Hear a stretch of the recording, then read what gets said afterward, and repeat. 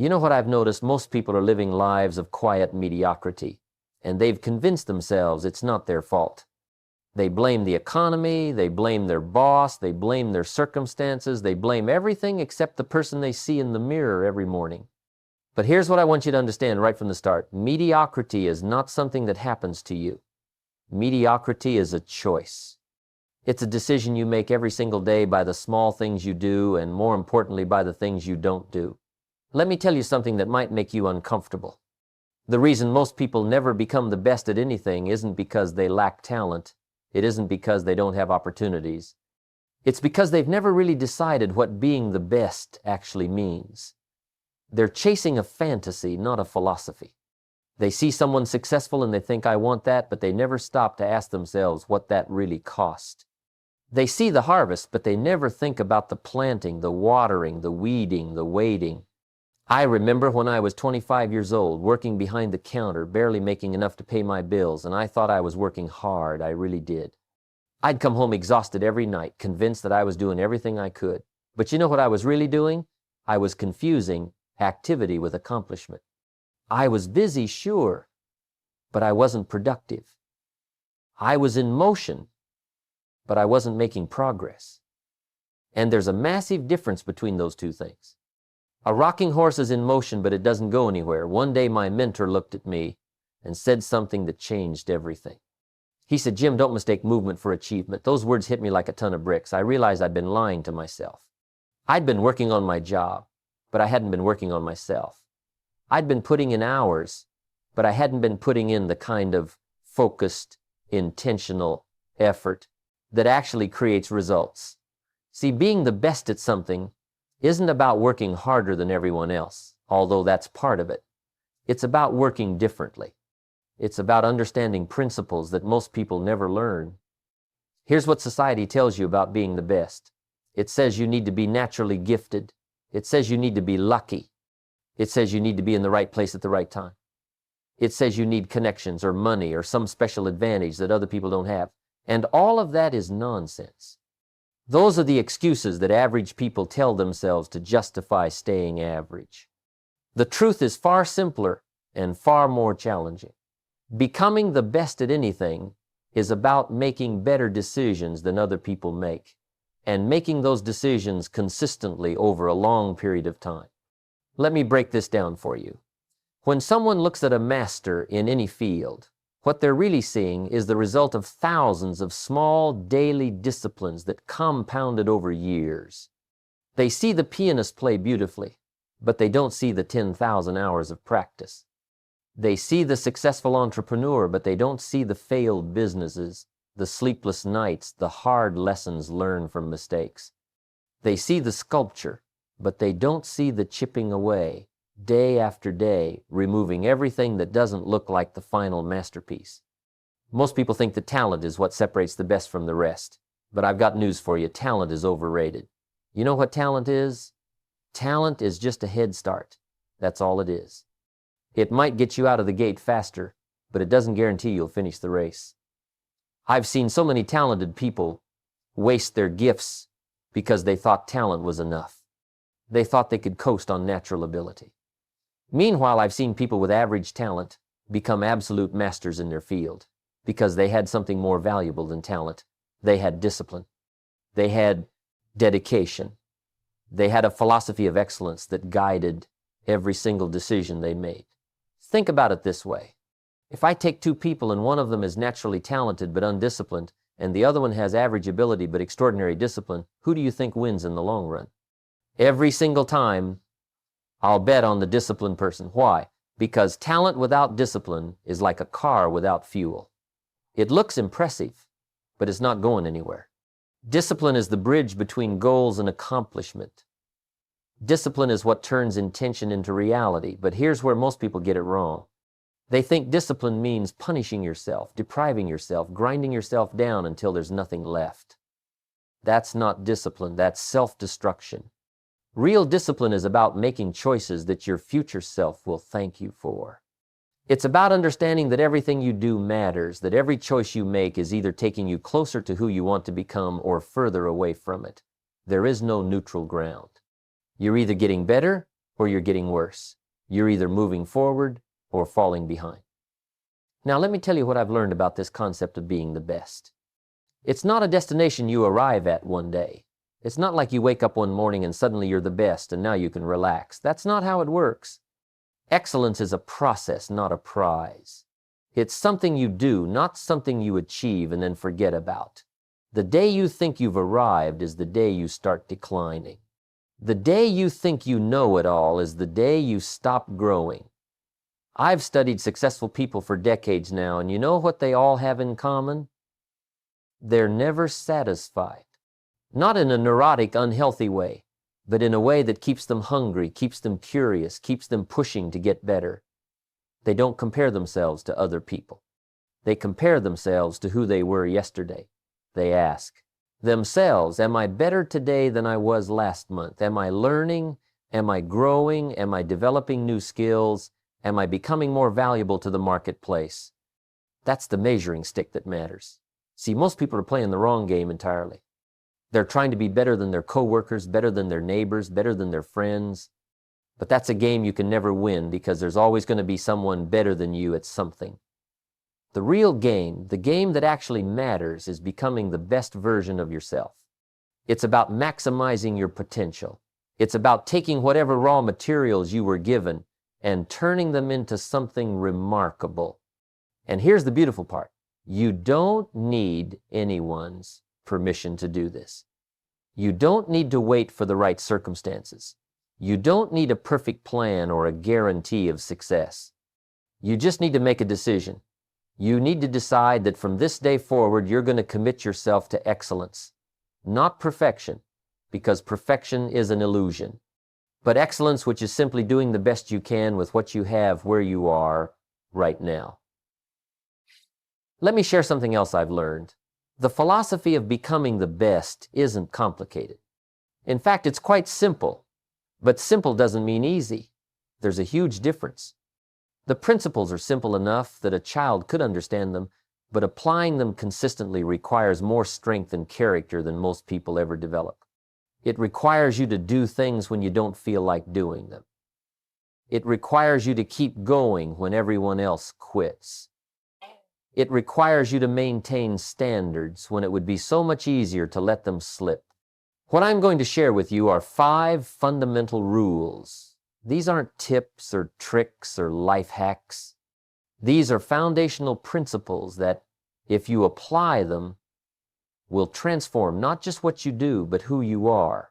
They'll change the way you think, the way you approach problems, the way you spend your time. They'll challenge you. They'll push you out of your comfort zone, but they'll also open up possibilities you never imagined were available to you. These rules aren't about talent. They're not about luck or circumstances. They're about decisions. They're about daily disciplines. They're about building a philosophy of excellence that becomes so deeply ingrained in who you are that you couldn't be mediocre if you tried. And the beautiful thing is, anyone can apply these rules. It doesn't matter where you're starting from. It doesn't matter what mistakes you've made in the past. What matters is what you decide to do from this moment forward. So let me ask you something, and I want you to really think about this. What would your life look like if you were the best at what you do? Not the best in the world necessarily, but the best you're capable of being? What would that feel like? What doors would that open? What opportunities would that create? And more importantly, what kind of person would you have to become to achieve that level of excellence? Because here's the secret. The goal isn't really to be the best at something. The goal is to become the kind of person who does what the best people do. Get that philosophy right, and the results will take care of themselves. Now let me give you the first rule, and I promise you this one is going to seem too simple. You're going to hear it and think, that's it? That's the big secret? But stay with me here, because this is where most people go wrong. Rule number 1, master the fundamentals. That's it. Not the advanced techniques, not the secret shortcuts, not the complicated strategies, the fundamentals, the basics, the boring, repetitive, unsexy fundamentals that everyone knows about but almost nobody actually masters. I learned this lesson the hard way. When I started studying success, I wanted the advanced stuff. I wanted the secrets that the top performers knew. I thought the fundamentals were for beginners, and I was ready to move beyond that. But then I started really watching masters in different fields, and you know what I noticed? They were obsessed with the basics. The best basketball players still practice free throws every single day. The best musicians still run through their scales. The best writers still work on sentence structure. The best business people still focus on serving customers and creating value. Here's what I came to understand. Amateurs look for shortcuts. Professionals drill fundamentals. Amateurs want the fancy moves. Professionals want the foundation. You see, when you master the fundamentals, everything else becomes easier. The advanced techniques aren't really that advanced when you've got a rock-solid foundation. But if you try to build advanced skills on a weak foundation, the whole thing collapses. It's like trying to build a skyscraper on sand. Let me tell you about a conversation I had with a very successful businessman years ago. I asked him what made the difference between the people who made it in business and those who didn't. He said, "Jim, the winners do the basics brilliantly. The losers do the basics badly, if they do them at all." Think about that. It's not rocket science. It's not some mysterious formula. The basics work. They've always worked. They'll always work. The question is, are you willing to do them consistently? The problem is, basics are boring. They don't give you that instant gratification. When you practice fundamentals, you don't see dramatic improvements overnight. The progress is slow, incremental, almost invisible day to day. But over time, the compound effect is extraordinary. It's like putting money in the bank. One deposit doesn't change your life. But make small deposits consistently over 20 years and suddenly you're wealthy. The same principle applies to skill development. Most people quit on the fundamentals because they don't see immediate results. They practice something for a week, maybe a month, and when they're not an expert yet, they move on to something else. They jump from one thing to another, always looking for that magic bullet, that one technique that's going to transform everything overnight. But that's not how mastery works. Mastery comes from doing the same basic things over and over again until they become second nature, until you can do them without thinking, until they're woven into the fabric of who you are. I must have read the same basic personal development books 5, 6, 7 times. People would ask me, "Jim, haven't you already read that?" And I'd say, "Yes, but I haven't mastered it yet." See, there's a big difference between knowing something and doing something. There's a huge gap between information and application. The fundamentals need to move from your head to your habits. They need to become automatic. And the only way that happens is through repetition. But here's where it gets interesting. Rule number 1 will take you far, but it won't take you all the way. You need something else. You need fuel for the journey. That brings me to rule number 2. Develop an insatiable curiosity. Listen carefully to this. Mastery of fundamentals alone can make you competent. But curiosity makes you exceptional. Curiosity is what separates the good from the great. It's what keeps you fresh, keeps you learning, keeps you growing, even after you've achieved a level of success. I've met so many people who became good at something and then stopped learning. They reached a certain level of competence and decided that was enough. They stopped reading. They stopped asking questions. They stopped exploring new ideas. And you know what happened? They stagnated. They got comfortable. And comfort is the enemy of growth. The marketplace passed them by because they stopped being curious about how to get better.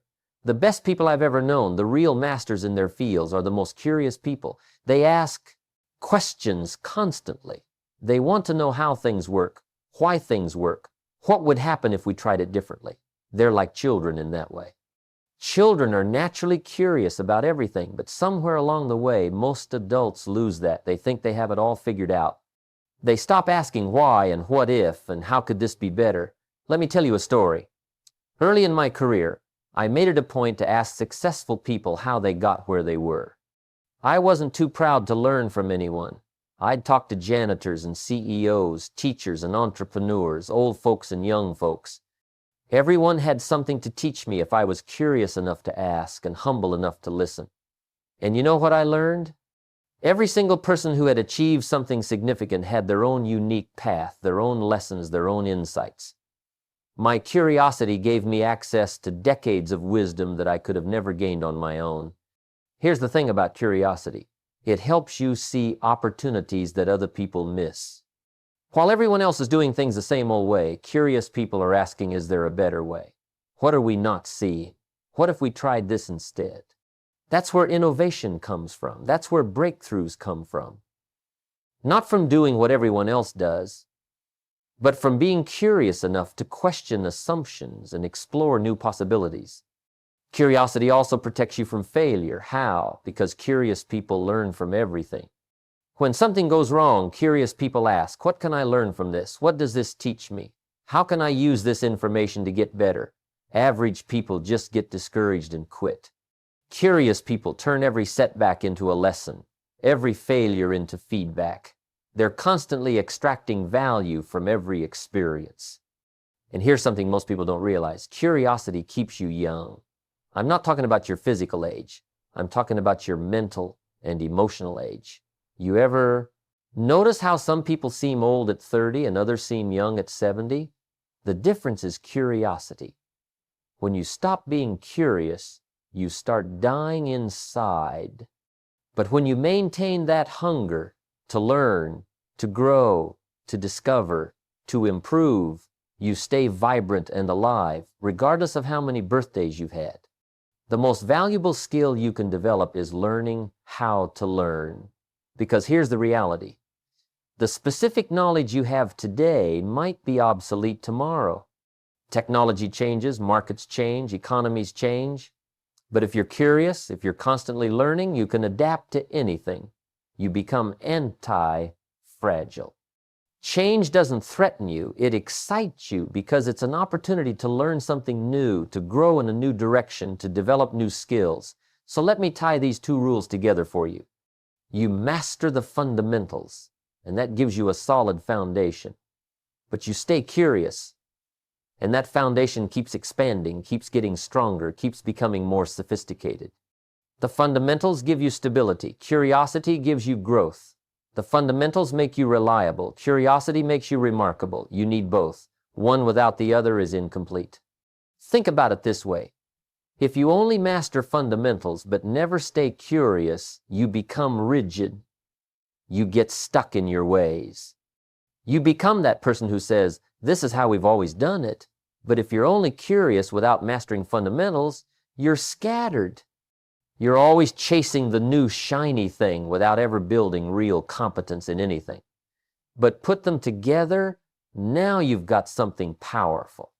Now you've got someone who's both solid and flexible, both competent and creative, both reliable and innovative. The question is, are you willing to commit to both? Are you willing to do the boring work of mastering basics while maintaining the childlike wonder of curiosity? Because that combination right there will set you apart from 95% of people in any field. Now we come to rule number 3, and this one is going to challenge you. This is where the rubber meets the road.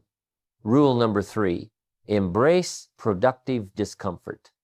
Not pain for the sake of pain, not suffering for the sake of suffering, but that specific kind of discomfort that tells you you're growing, you're stretching, you're expanding beyond who you used to be. Let me tell you something that most people don't want to hear. Your comfort zone is a beautiful place, but nothing ever grows there.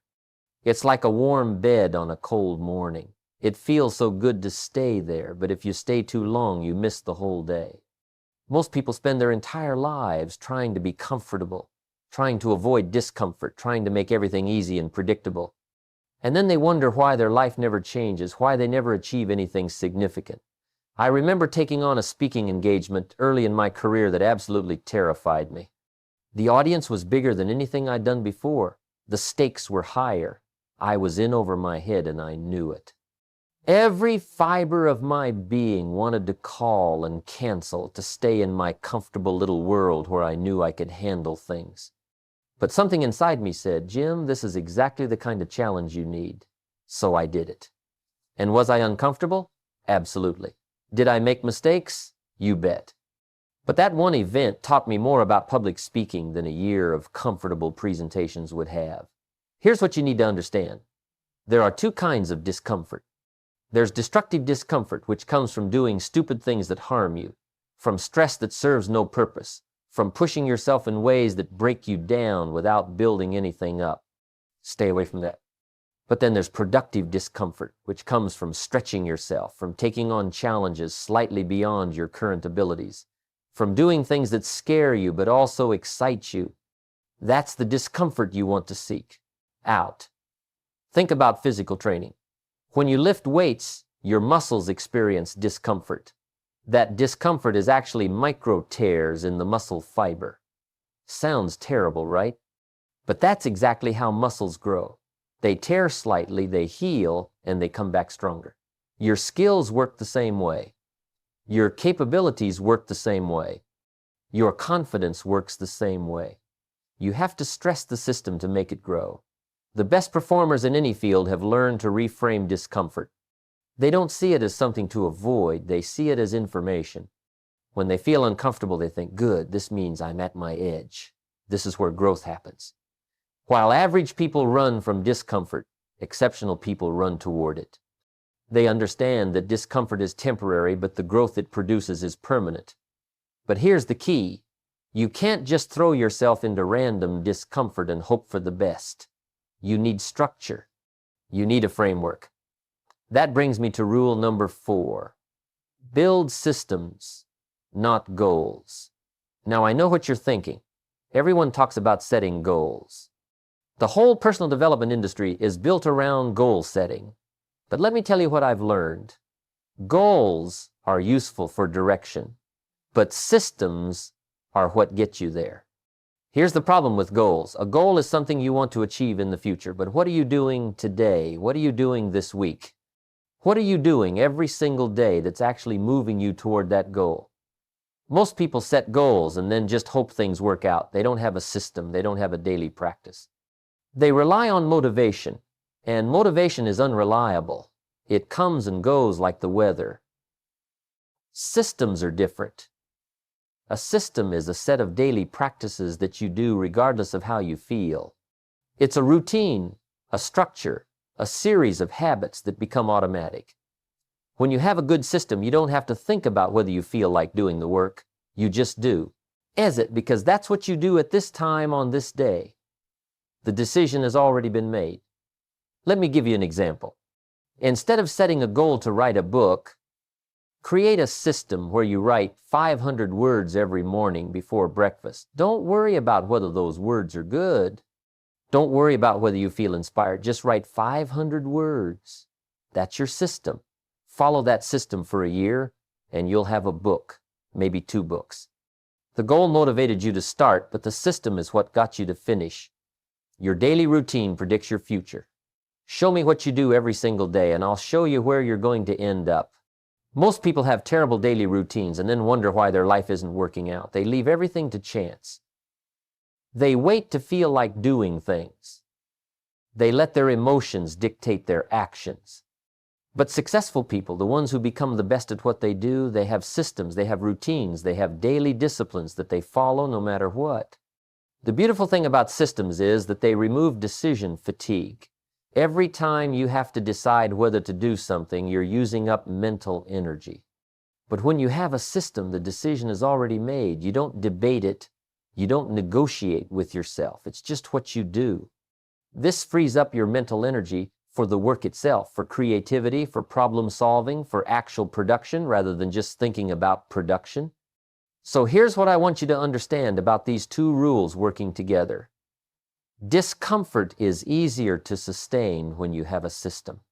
When facing uncomfortable challenges becomes part of your routine, it stops being this big, scary thing and becomes just another part of your day. And your system should be designed to keep you in that zone of productive discomfort, constantly pushing you to grow without breaking you. Now let me give you the 5th and final rule, and this one might be the most powerful of all. Rule number 5, surround yourself with excellence. You see, you can do everything else right. You can master the fundamentals, stay curious, embrace discomfort, build great systems. But if you're surrounded by the wrong people, if your environment is pulling you down instead of lifting you up, you're going to struggle. You might even fail. Because here's a truth that took me years to fully understand. You become like the people you spend the most time with. I want you to think about the 5 people you spend the most time with. Think about their attitudes, their habits, their dreams, their work ethic, their standards. Now look at yourself. I'll bet you're the average of those 5 people. That's not an accident. That's not a coincidence. That's how human beings work. We're social creatures. We adapt to our environment. We conform to the standards of the people around us, usually without even realizing it. Early in my career, I was hanging around people who thought small. They had small dreams, small ambitions, small expectations for their lives. And you know what? I was becoming just like them. I was starting to think that their limitations were my limitations. I was accepting their definitions of what was possible. It wasn't until I changed my associations that my life started to change. I started seeking out people who were more successful than me, people who thought bigger than me, people who were going places I wanted to go. And let me tell you, that was uncomfortable at first. When you're around people who are operating at a higher level, you feel inadequate. You feel like you don't belong. You're tempted to go back to your old crowd where you felt comfortable, where you were the smart one, where you weren't being challenged. But that discomfort is exactly what you need. It's the discomfort of growth. It's the tension between who you are and who you're becoming. Here's what happens when you surround yourself with excellence. Your standards automatically rise. Things that used to seem good enough suddenly don't seem good enough anymore. You start noticing the gap between where you are and where you could be. But instead of that being discouraging, it's inspiring because you're seeing proof that it's possible. You're around people who have done what you want to do. The question changes from, is it possible, to how do I do it? Excellence is contagious. So is mediocrity. So is negativity. So is laziness. Whatever you surround yourself with, that's what you're going to catch. If you hang around complainers, you'll start complaining more. If you hang around people who make excuses, you'll start making excuses. But if you hang around people who take responsibility, who solve problems, who see opportunities instead of obstacles, you'll start doing the same thing. Now, I know what some of you are thinking. Jim, that sounds harsh. Are you telling me to abandon my friends? Are you saying I should cut people out of my life? Let me be clear about something. I'm not telling you to be cruel or cold-hearted, but I am telling you that you have to make a choice. You have to decide what's more important, being comfortable with people who are going nowhere or being uncomfortable while you grow into the person you're meant to become. Sometimes you outgrow relationships. That's not a bad thing. That's life. The people who were right for you at one stage might not be right for you at the next stage, and that's okay. You can love people from a distance. You can wish them well, but you don't have to let them hold you back. Your life is too important. Your dreams are too valuable. Your potential is too significant to waste it trying to fit in with people who don't want what you want. Here's another thing about surrounding yourself with excellence. It works both ways. You need to be around people who are ahead of you, people you can learn from. But you also need to be around people who are coming up behind you, people you can teach. Being a mentor to someone else forces you to clarify your own thinking. It reinforces what you've learned. It keeps you accountable because now someone is watching you, learning from your example. The best environments are the ones where everyone is pushing everyone else to be better, where there's healthy competition but also genuine support, where people celebrate each other's wins instead of being jealous, where the attitude is, if he can do it, I can do it too. And if I figure something out, I'm going to share it so we all get better together. That's the kind of environment that produces extraordinary results. Now let me bring all 5 of these rules together for you because they're not meant to work in isolation. They're meant to work as a system. You master the fundamentals, which gives you competence. You stay curious, which keeps you growing. You embrace discomfort, which expands your capabilities. You build systems, which make your growth sustainable. And you surround yourself with excellence, which accelerates everything else. See how they all connect? The fundamentals give you something to build on. Curiosity helps you discover better fundamentals and new approaches. Discomfort is how you push beyond what you already know. Systems make sure you're doing all of this consistently. And your environment either supports all of this or undermines it. Get all 5 working together, and you create a compound effect that's absolutely unstoppable. But here's what you need to understand about timing. Becoming the best at anything isn't a 6-month project. It's not even a 1-year project. We're talking about years of consistent effort. We're talking about making these rules a permanent part of who you are. Most people quit too soon. They try something for a few weeks or a few months, don't see dramatic results, and move on to something else. They're always starting over, always looking for the next thing, never sticking with anything long enough to actually master it. The best people I know, they picked something and stayed with it. Year after year, they kept drilling the fundamentals. They kept learning. They kept pushing through discomfort. They kept showing up. They kept improving their systems. They kept raising the quality of their associations. And after 5 years, 10 years, 20 years, they became masters. Not because they were more talented than everyone else, but because they were more persistent. Because they understood that small daily disciplines repeated over time create extraordinary results. So here's my question for you. Are you willing to commit, not just for this week or this month, but for the long haul? Are you willing to make these 5 rules a permanent part of your philosophy? Because if you are, if you really commit to this, your life is going to change in ways you can't even imagine right now.